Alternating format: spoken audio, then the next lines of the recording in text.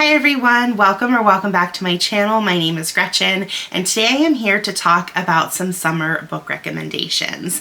Now there's a couple reasons why I decided to put this video together.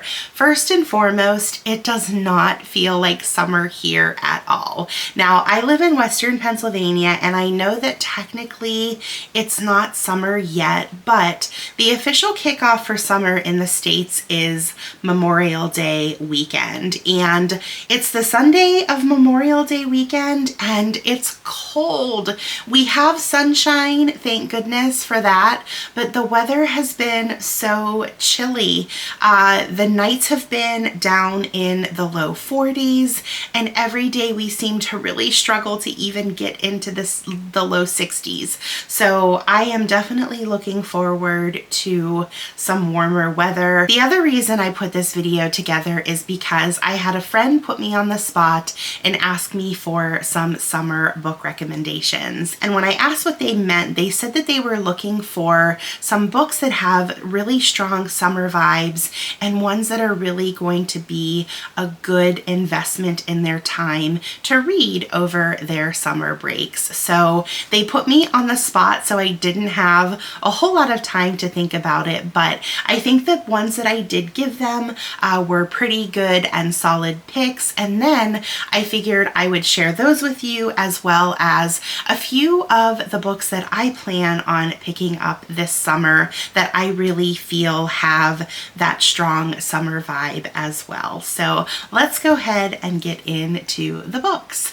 So the first recommendation is a book that I've talked about on my channel before, and that is Call Me by Your Name by Andre Aciman. Now this is a deeply intimate coming of age story set in the early 80s, and it's under the backdrop of a lazy summer in the Italian Riviera. The main character is Elio, and he lives with his parents in this cliffside villa, and his father is an academic, and every summer he invites a doctoral student to their home to help him with his paperwork and all of the, administrative stuff that he has to do. Now, Elio is a pretty shy kid. He's 17 years old, and he often keeps to himself, and this tradition that they have of inviting a student to live with them during the summer is not one that he enjoys. He often feels put out by it, but it's different when he meets Oliver. Oliver is this charismatic American, and he is just kind of really swept away by this man. And he quickly starts to develop feelings for him, and they have this flirtatious relationship back and forth. And then the next thing you know, we're swept up in this beautiful but sometimes very devastating love story. This book not only tackles first love and exploring one's own sexuality, but it also touches on the sacrifices that we make for our own happiness and how often we choose to live for other people instead of for ourselves. Now, this is also a fairly short read, which I think is really important for a good summer read, and then pairing that with the sultry romantic tension and longing that these characters have for each other, also with the sun-soaked Italian days, it really sets a tone and a mood for this book that just screams summer. And if you do read the book, or you have read the book and also enjoy watching movies, I highly recommend watching the film adaptation. It was done in 2017 and it stars Timothée Chalamet and Armie Hammer. It is fantastic. The acting is top-notch, the cinematography is great, and the scenery is absolute perfection. Now, you might have to hear me out on this next one. I believe that everyone needs a good summer project read, and if you're going to invest your time into a book, why not have it be a literary classic? So I suggested reading East of Eden by John Steinbeck. Now, I recommended this for a couple reasons. First and foremost, I read this book personally last summer and I thought that it was a great read for the summer. I read this book with Jess over at Stalking Kafka. She did a read along for this last summer and it was fantastic. And since then, it has taken the spot of my favorite book of all time. And for me, that's saying a lot because I have had the same favorite book for 25 years, which is Persuasion by Jane Austen. And I never thought that there would be a book that would kick that out of its position, but this one did it. I absolutely was blown away. This book is just an incredible story. It's a retelling of the book of Genesis, and it's set primarily in the Salinas Valley in California, and it follows the lives of two families. We have the Hamiltons and we have the Trasks, and they come together in the most beautiful and tragic ways. This book has some of the most memorable characters you will ever read, and it touches on so many themes that I am still to this day astounded as to how Steinbeck was able to fit all of this in one novel without bogging it down. When I read bigger books, I can often think of some things that the author could have edited or maybe pared down a little, but I wouldn't remove a single thing. Every sentence carried its weight and it had a purpose. I read this book from the edge of my seat the whole time, and I cannot even tell you how many times at the end of a chapter my jaw was on the floor. This book was perfectly written to be a fast-paced read, but if you have the time, please savor it. I read it a chapter a day, and I will admit it was an absolute torture to stop sometimes, but I didn't want my time to end with it. So I wanted to take my time. Not only that, but this book is dense with meaning and allegory and metaphor, and I wanted to take my time with it so I didn't miss anything. And even after taking my time, I know there were things that I missed. So if this is a book that you've already read, consider rereading it because I'm sure you will get some more stuff out of it. Now, aside from all of that, one of the main reasons why this book gives me such strong summer vibes is that I not only read it during the summer, but I mostly read it outside on my deck. I would read it in the morning, I would read it in the late evening as the sun was setting, and I was surrounded by my flowers and the hummingbird feeders, and it was just a really special reading experience for me. And not only that, but this book has strong connections to nature as well. The first chapter of this book is a masterclass on setting the scene and descriptive writing. The first chapter describes the landscape of the Salinas Valley, and I dare anyone to read that and not feel transported to that area and have that visual, crisp, clear visual of what it looks like. Steinbeck was so detailed in his description. You could see it, you could feel it. There were times when I even felt like I could taste it. It was so well done, and it really set the tone for a wonderful reading experience. And that first chapter alone makes this book worth a read. So the next book that I recommended was The Paper Palace by Miranda Cowley Heller. When it comes to summer vacations, I will be the first to admit I am not much of a beach person. I prefer the mountains and the woods. But if I am forced to be on a beach, the book that I have in my hands has to have a couple things in it. Number one, the characters also have to be on vacation. And number two, they have to have deep, dark secrets that could tear their families apart. And this book checks both of those boxes. So this book follows Elle. She is on vacation with her husband, Peter, and also with her lifelong friend, Jonas, and Jonas's wife. Jonas is not only Elle's lifelong friend, but she was also, or he was also, I should say, her childhood love. One night, Elle and Jonas sneak out of the house while their spouses are still in the house having a conversation, and they sleep together for the first time. And this opens up a big old can of worms for Elle to sift through. We end up learning about their past. We learn about their relationship as children and young adults. We learn about all of the circumstances that kept them apart.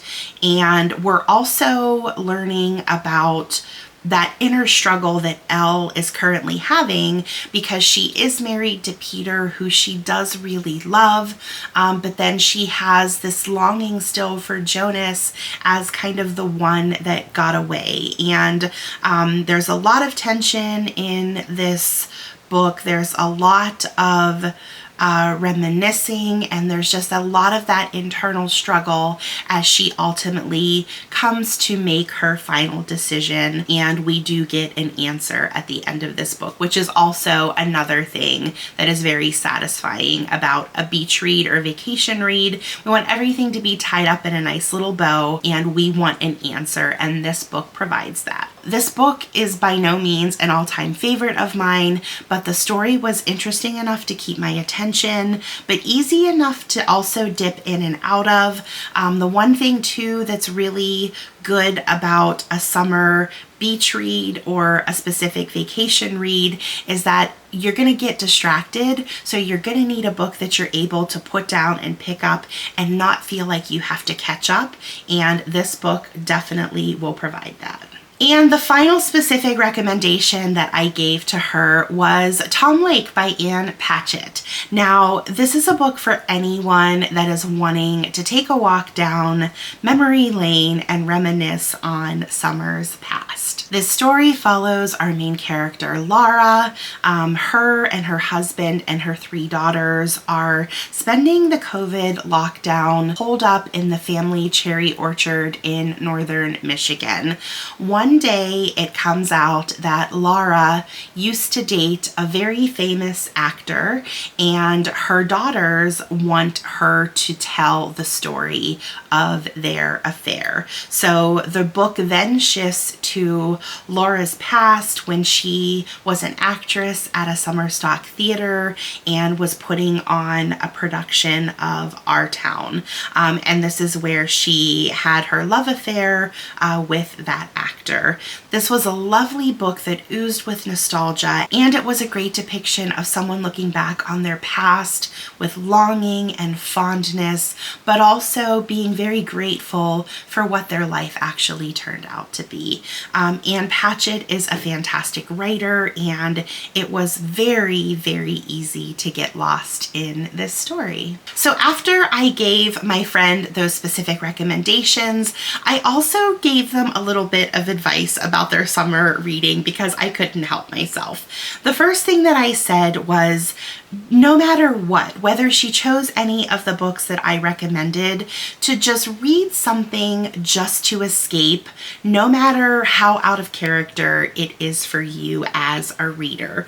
For me, this would be something like maybe a spicier romance. I don't tend to read spicy romances. I read romances, but more in the line of Emily Henry, which I wouldn't really consider terribly spicy. So maybe for me, if I wanted to step out of my comfort zone, I would pick maybe a Tessa Bailey or a Katie Robert. I'm really kind of scared of all of the book talk recommendations out there for spicy romance, but there's always that too if that's something that you are brave enough to try. And also there are a lot of, cozy mysteries out there. I know there's ones about baked goods and Irish villages that a lot of people seem to like. So if you're just looking for something warm and cozy, have at it. Those sound like great options. Bottom line is to have fun. Every reader should have at least one fun summer book to look forward to. And because of that suggestion, it brings me to my next recommendation, which is if you're really struggling for something to read and you can't make a decision, what perfect way to spend your summer than reading a favorite childhood classic, or pick up a book that you never read as a kid but you always wanted to. I personally love this idea because summer is that time of year that I feel most youthful and I have more energy. Summer activities always seem to like stir up that nostalgia feeling for me, and it makes me think about summers as a kid, and I love the idea of revisiting those books that kept me company during those summer breaks when I was a kid. And they don't necessarily have to be books that have a summer vibe or be set in summer, just as long as they are books that you look back on fondly and they take you back to your summers as a youth. So some of those books that personally come to mind for me are books like Anne of Green Gables. So many of my summer days as a kid were spent with one of the books in that series in my hand. I also think about books like The Secret Garden and The Wind in the Willows. Those books just beg to be read on a hot summer day under the shade of a tree.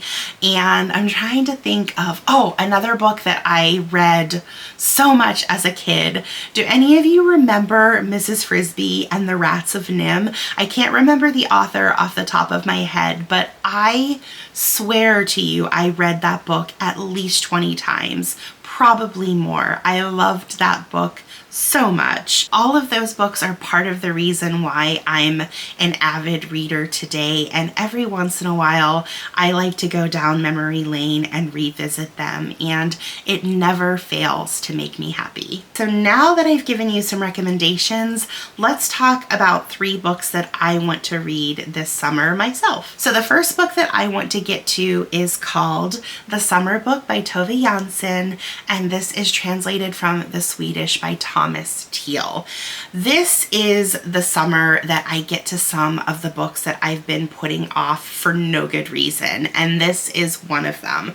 I have had a copy of this book for a while, and at the beginning of every summer I take it off the shelf, and then every fall I end up putting it back on the shelf unread, and this is the year that I finally get to it. I think part of why I have been delaying reading this is because once I tell you what it's about, I feel like it's gonna make me cry and it's gonna be sad, but this is also the author that created the Moomins, so I have to give her respect, and I absolutely just need to pull off that band-aid and read it because I have a feeling that I'm really going to enjoy this one. First and foremost, this book is set up in vignette style, and I absolutely love vignettes, and I think that's perfect for any summer read. And it follows 2 characters. We have a 6-year-old little girl who has lost her mother. I'm not sure how recently she's lost her mother, but she no longer has a mother, and her grandmother is the other character. Her grandmother is kind of cranky from what I can gather, but they start to bond over the summer. They are staying on this tiny little Finnish island, and they are having life conversations, very deep conversations about things like life and love and death and God. And, you know, while they're bonding, they're pondering all of these great things and just kind of toiling around on this little island. And it just sounds quaint, and it sounds like it might even have a little bit of whimsy to it. And I'm sure with the subject matter, it's going to tug at my heartstrings,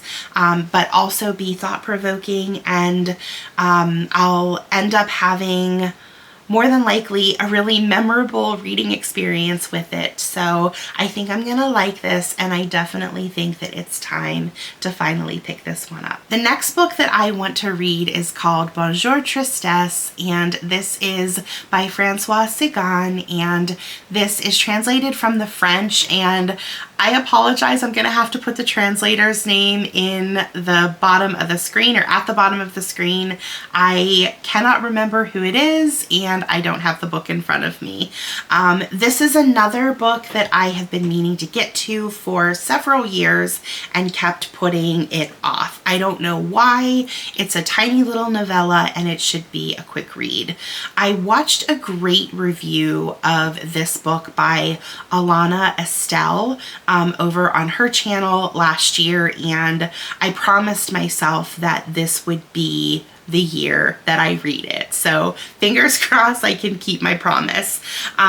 This book was written in the 50s and it's considered to be a French classic. The book is set in a French villa over the summer, and it follows a young woman named Cecile, and her mother has passed, and I'm not sure how long ago, but Cecile's father has since shown interest in another woman, and Cecile is not very happy about this, so she decides, along with the company of her own summer fling, that she is going to stand in the way and keep them apart, but this interference ultimately leads to some type of tragedy. This book sounds fantastic, and I love reading books with messy rich people in them during the summer. This type of book is the perfect escapism for me. I love the fact that this is considered literary and not your typical romance, and that makes it all the more appealing to me. I love getting juicy, dramatic stories that are well written and a little more refined than your run-of-the-mill romance books. I'm also putting this one on my list because there is a new adaptation of this book that was just released, I think earlier this month at the beginning of May. It looks fantastic. I watched the trailer. It has super strong summer vibes. And then this book also has an adaptation from back in the 50s, the late 50s, I believe, starring Gene Seberg and Deborah Kerr. I can save that one for a rainy day when I'm holed up in the house. So the next book that I want to read is To the Lighthouse by Virginia Woolf. Now this is a book that I've been planning on reading this summer since the beginning of the year. This is my June pick for Ben over at Ben Reads Good, his reading challenge on Storygraph. For June, June's prompt is Reading Shame Forgiveness Month. There's a definite theme with these three books that I have chosen. These are reads that I have put off for way too long, and this one in particular, not having read it, brings me great reading shame. So it's perfect for the June prompt. I have only read Mrs. Dalloway and the Waves by Virginia Woolf, but I love them both so much, and I'm a huge fan of Woolf's writing style, especially her use of stream of consciousness. I love that in a book. In those two books of hers that I've read, she has proven that she has the ability to tap into my emotions that I didn't even know I had. She has a way of forcing her readers into looking into that mirror to see ourselves regardless of whether we want to or not. And she makes readers see those hard truths and not just getting us to see them, but also showing us that we are not alone and we're actually in good company. And her books provide both a tremendous amount of comfort for me, but also a tremendous amount of pain.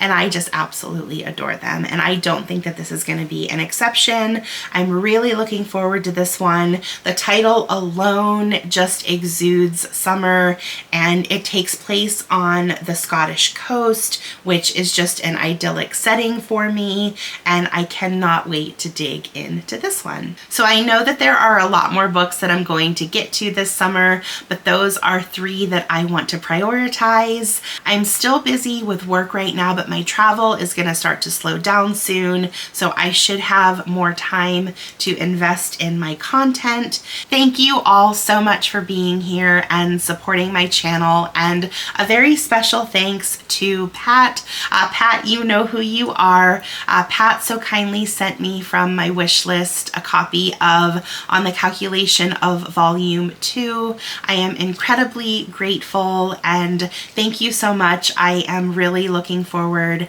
to getting to that one soon as well. Thank you all so much for your support. I truly appreciate each and every one of you, and just you being here and watching my videos is a huge huge help in supporting my channel, and I am so blessed to have a hobby that feels truly like a community. So you guys are the absolute best, and on that note, I hope to see you again soon, and until we read again, bye!